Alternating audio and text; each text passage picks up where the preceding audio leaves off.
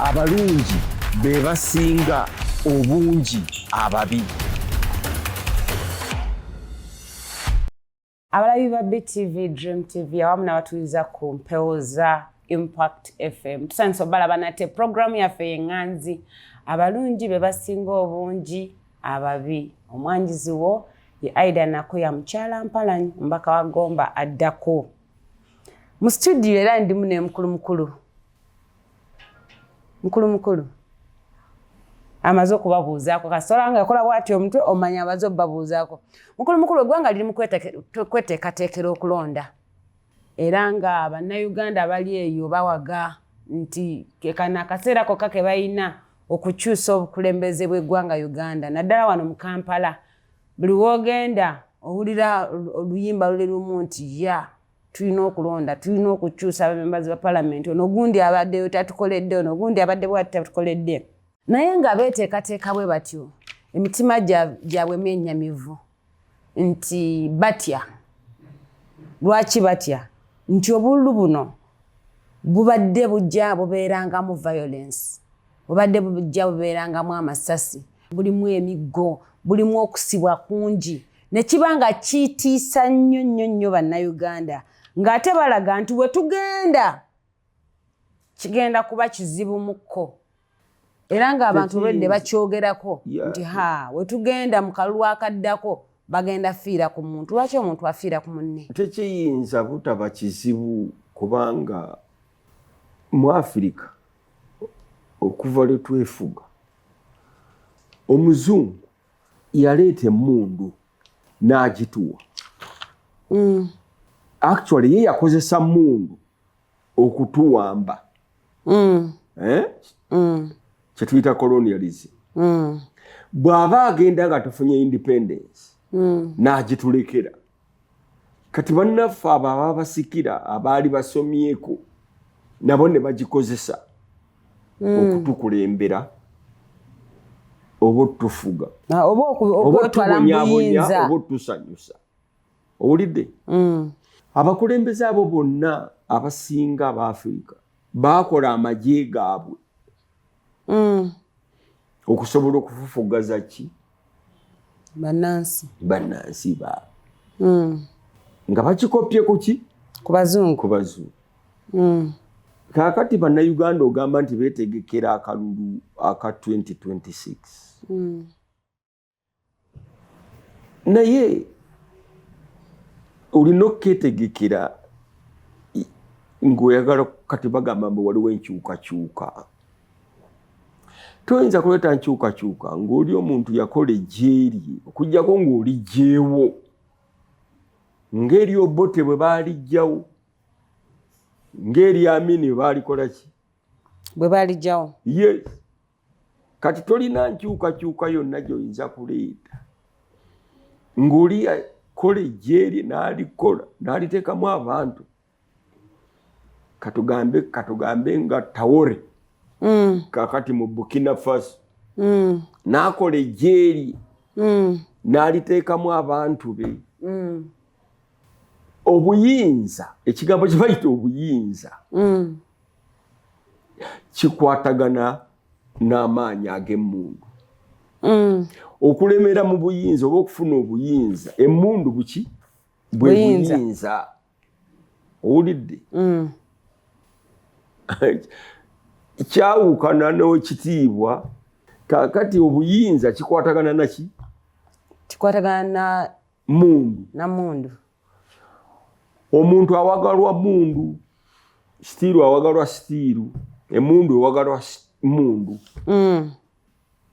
Ejje ly'omuntu nga Traore nga lyabadde liri mu buyinza nga abamuwakanya bonna tebalina jje eryo.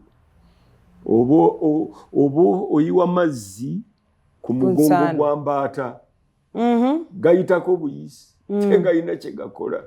Omala budde gakwekweyo okw'enkuba. Owulidde?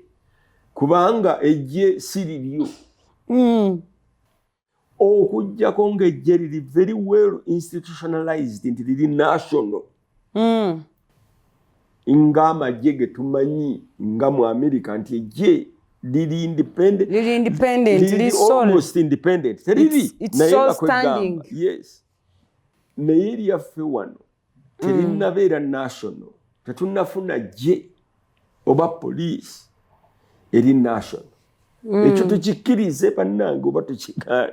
Naye tetunnafuna je liriki. So mukulu ejje lino yadde teriri national terisobola ku abstaininga from politics kubanga according to the law terisobola kubanga teriri national. Ejje bulitaba national. It's not national, it's personal. Yeah. Ejje bulitaba national, either liba personal oba tribal. Okitegeera?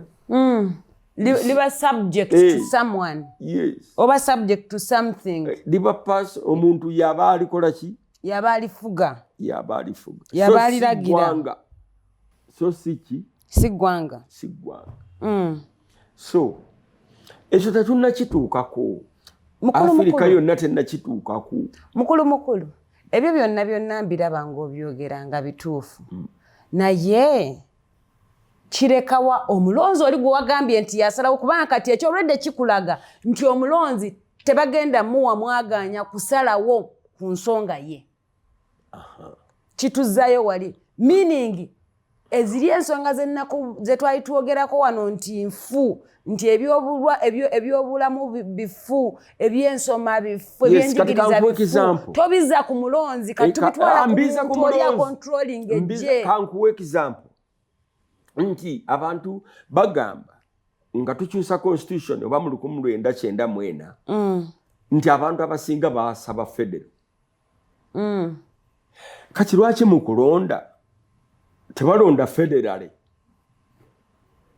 Ani abagamba ate banalonda bata federale ng'olwedde kyemuteeseteese kya federal. Federal tekitegeeza nti olina kukiteekateeka. Abantu balonde federale bweddala bwe kiba nga kituufu nti mu 1994 lwe twakyusa constitution yaffe twagamba nti abantu abasinga basaba kiki? Federal. Kati abantu balonde mu ngeri ya federal. Batya mpozi gy'oyinza okunnyonnyola anti federal kyeki? Federal katugambe mu ngeri enyangu buli kitundu nga kyekolera ku nsonga zaakyo.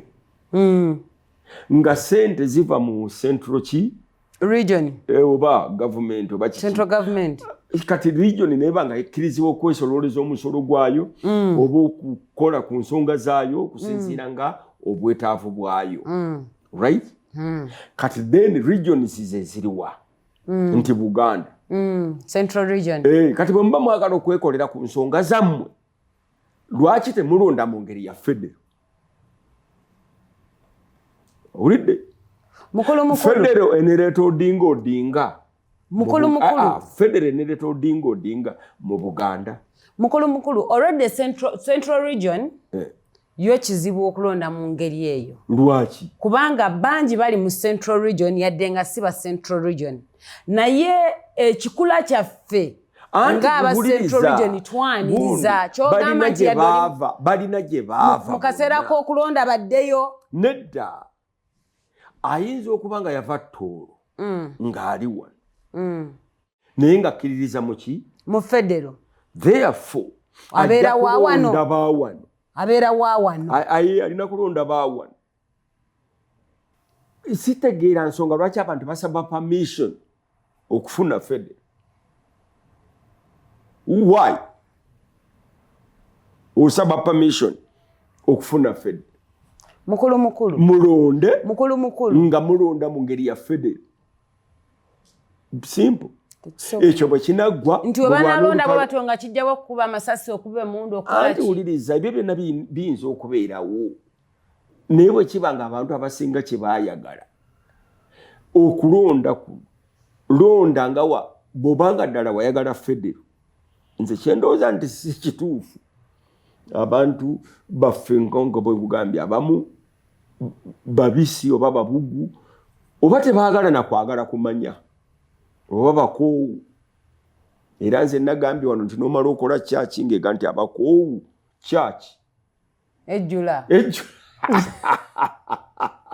ejjula amazima abakoowu church anti ebintu ebikoya abantu bingi nomala oteekawo kati ne bwebalira bbaala n'ogamba nti abakoowu bba mukulu eyo yagenda okuddako tupiki yaffe ng'eyokubiri okitegedde mukulu abantu oba anticipatinga nti akalulu ke bagendamu kagenda kuba ka musaayi ka masasi kakubwa miggo tulaba nti mu 2021 akalulu era kaalimu ebintu ebyo naye ate nga tebabi anticipatinga nnyo nga bino ebigenda okubaawo mu 2026 beba anticipatinga ne tulaba nga Electoral Commission yetugamba nti Uganda erina abalonzi milioni 18 mu emitwalo 10 mu 1363 kwaba abantu neraga nti olunaku lw'okulonda abantu abajja bali milioni 10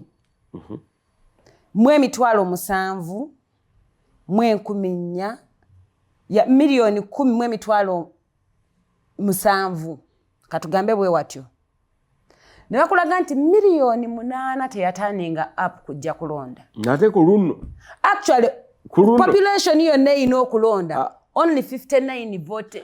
Si buli population erina okulonda because abamu baba bato nedda abalala nkuleetedde namba ya Uganda tusukka mu bantu emitwalo 18 ate ku luno bajja kuba batono nnyo kati awo kirekawo eggwanga Uganda oba kirekawo ebyobufuzi by'eggwanga Uganda oba kirekawo obukulembeze obutuufu oli mukyala muzadde ng'oyagala okuzaala omwana tolina gye weewalira musajja tolina gye weewalira bisa kuluma tolina gye weewalira musaayi kuvaamu ng'ozaala omwana owulidde tolina gye weewalira kintu ekyo na kino 2026 tetulina we tukyewalira mundu biki ebyo tulina bwe tuwali kubanga twagala okuzaala omwana omutuufu twagala okuzaala omuntu omwana atali mulema alaba awulira ayogera obulungi olowooza Uganda esobola okuba n'omwana oyo ebisa birina otuluma ebisa ebyo zeze mundu zoolaba ebisa ebyo bebo bwe basamba abaana be basibye mu makomera togenda kuzaala mwana nga tolumiddwa owulidde therefore tulina okuguma ng'eggwanga okubigumira ebyo byonna nti twagala kuzaala omukulembeze omuki omutuufu naye maidi omuzaala so mukulu ffe tetusobola kuvaayo nga na ddoboozi erigamba that let us say no to violence during elections kubanga ffe ng'abalonzi si ffe abaleeta violence during elections era ojja kulaba nga mu kaseera k'okulonda nkanaatera okutuuka ojja kulaba nga abapoliisi bakyuseemu ne kkala abadde bakuuma olabe nga kati feesi mpya ekitegeeza kino tekikyali ku mulonzi kiri ku muntu ani oyo yennyini adeployinga abapoliisi naye tabimanyi bitya nga bayitawo okujja ebimu tabimanya bayitawo okujja ate bayitawa nti tabimanya tabiraba oli omuntu akugambye nti kati gwe toli mu DP nze ndi mukyala wa National Unity Platform okay mukama wagambye nti kwata sente ze genda ononya ki omobilizing ki abantu kati gwe bw'otuuke n'owaba babbi oba bayaayi nti mukuba abantu abo wuliriza kibaawo ng'oliye kennyini kakutuma mukamaawo tamanyi gwe kyogenza kukola ki kyogenza kukola yes abo abasajja abakolera bagezi ye wajjayo sente ze ng'akola akavuye babbiyo sente mukulu kyoyagala okuŋŋamba nti oli abamuwadde command abatalina magezi oba talinaamu ngeri yonna gyakola surveillance eno wansi kulaba bintu ebyo nga bigenda mu maaso olaba owa muntu akolera waka sente n'omugamba nti genda ogule kino ekintu mu katale n'atuuka mu katale oba omutumye kale ekintu ekyangu nti genda ogule amenvu n'akomawo n'agamba nti amenvu gagula 15,000 ng'ate gagula 2 kati okolaki? Mukulu kyoliko kyanjawulo nnyo. Sirina kyanjawulo kye ndiko nze kyoliko kyanjawulo nnyo kirina kutabula obwongo oli mu nuupu oli mu nuupu sekyo kyokka Kyagulanyi akuwadde ssente nti genda e Bwayiisi omobilizinga eki abantu for nuupu kati gwe bw'otuuka eyo olw'enkulayo n'endowoozayo n'okwata bayaayi yabaga nti mumanyi nina ssente munkubira abantu ki nga Kyagulanyi ki yakigambye lwaki mba mbaleeta okubakuba era abe eri akulaba abe eri Kyagulanyi akulaba n'agamba Aida nagambye bakunga ate ng'obakubye ddala mu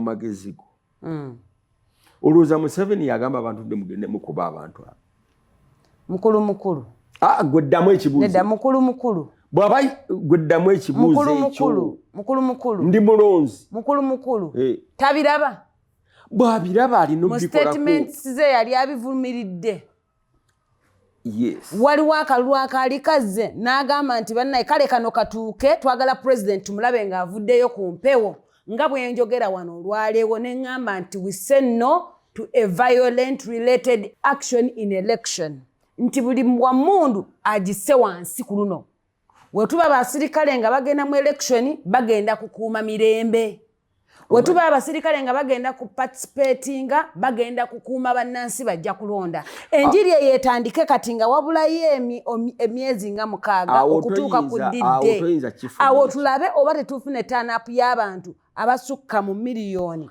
10 nga tebeewandiisa registered voters bali miliyoni 18 turn-up y'abalonzi eri miliyoni 10 8 guliwa nti kyongamba nti abantu 8 baafa miliyoni nti abantu miliyoni 8 baafa within that period who knows mukulu gomanyi statistics z'abaafa mukulu anyway kiri bwe kiti nti okulonda tekujja kuba kwa mirembe kuno okuddako lwaki nakikugamba problem teri ku politics problem eri ku generations nti generation y'abantu abakadde katugambe above 60 efuze eggwanga lino okuba letwefuga olwaleero olwa tekinologi n'ebintu ebirala ebigenderako abantu balabuseemu katono nti kaakati si politics wabula generation empya etamanyi 262 emanye ekintu eki ate abantu bagamba mbu emanyi Museveni yekka nedda emanyi tekinologi ekyokka eriwa eno generation eriwo kati owulidde gwoyinza okulooza nti emanyi Museveni naye nga si kyekyo nze nkugambye neggwanga lino Africa yonna okwegatta oba obuteegatta abazungu tebakifaako tekinologi ejja tugatta oba twagala oba tetukola ki oba tetwagala so bano abaana abato olwaleero bali ku tekinologi tebali ku Museveni ne bw'obagamba history tebabifaamu amini tebamumanyi owulidde so bali ku tekinologi era kyova olaba nga olutalo lwa Museveni oba lwa NRM n'ennumbi luli kuki ku social media lwaki abavubuka abasinga bo bali ku ekyo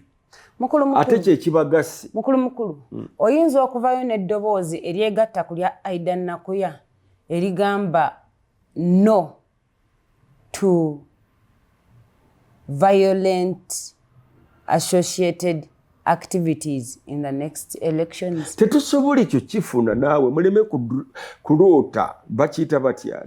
Ani ali responsible atasobola kiwa Munnayuganda? Tekisoboka kubanga abantu baagala okwekuumira mu buyinza ate abantu abalala baagala okufuna kiki obuyinza. Therefore they have to put in those gundi square doors abantu betutamanyina gye bava okusobola bakumira mu buyinza nenga tulina kitongole wano kivunaanyizibwa ku baani abayingira eggwanga n'abaani abadifuluma tetulina kitongole kivunaanyizibwa ku baani abafuluma eggwanga n'abaani balifuluma olyoka otugambe nti tetumanyina gye bava tetulina muntu avunaanyizibwa ku deployment eyo tusooka ekibuuzo kisoose kibadde nti tetulina nti ogambye tetumanyina gye bava ekibuuzo migration weeri era yebakkiriza oba yebagaana ekitegeeza waliwo amanyi wagye bava institution yo weeri ya immigration yani era yebakkiriza okuyingira oba yebagaana oba abayingira ani agifuga ani agicontrollinga amateeka gaayo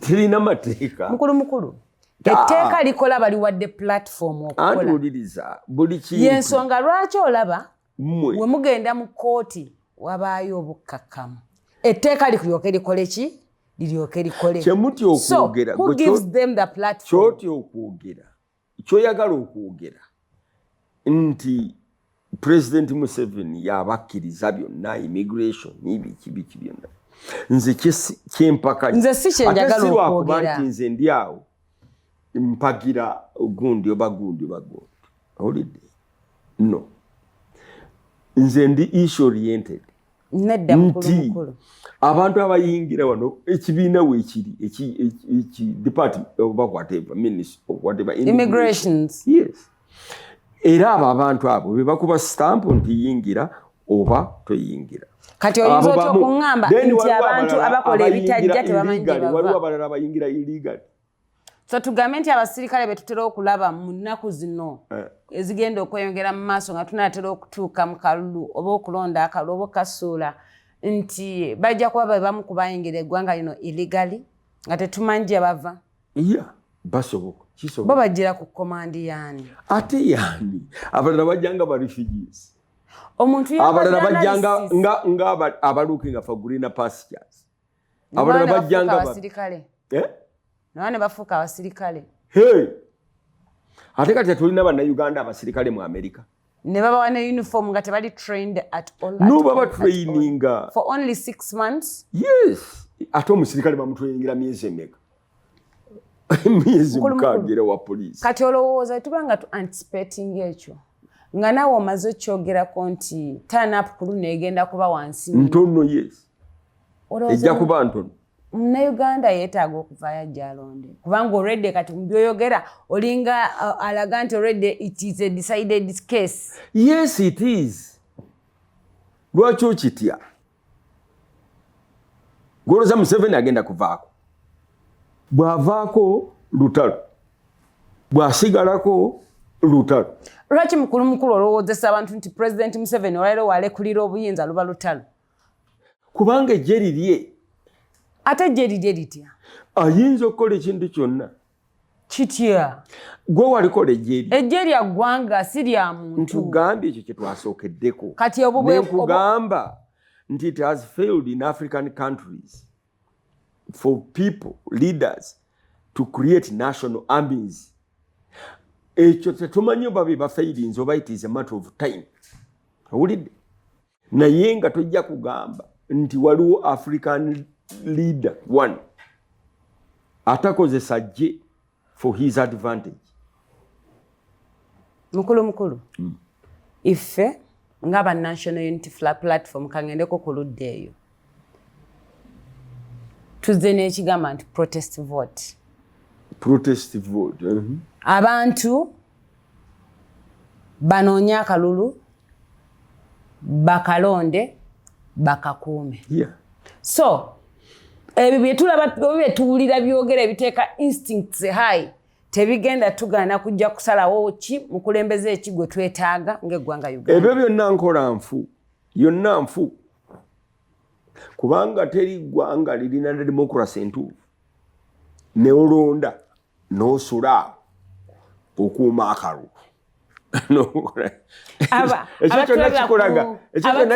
Abatuuliriza kikolaga byonna tetulina plan mukulu agambye tetulina plan. Wandibadde okuba akalu kyenkugamba anti kati plan eyo gyokoze nti kuba akalu kakuume nakyo ekirala kanoonye kalonde kakuume ate simanyi mbu kalange akalanga mulala kakati kagoberere paka we bakalanga eyo yonna enkola nfu on both sides. Anti ye system gye tuyina. Anti kakati oba kati kyogere bwoti nti byebiro bye tulimu. Oba byebiro bye tulimu. Yes. So system. Abatulaba it's getting hot inside here. Mukulu tayagala tuclosing session naye atenga tetulina kyakola tulina basibulira wano mweraba tunatandikirawo olundi. Mukulu basibuleko.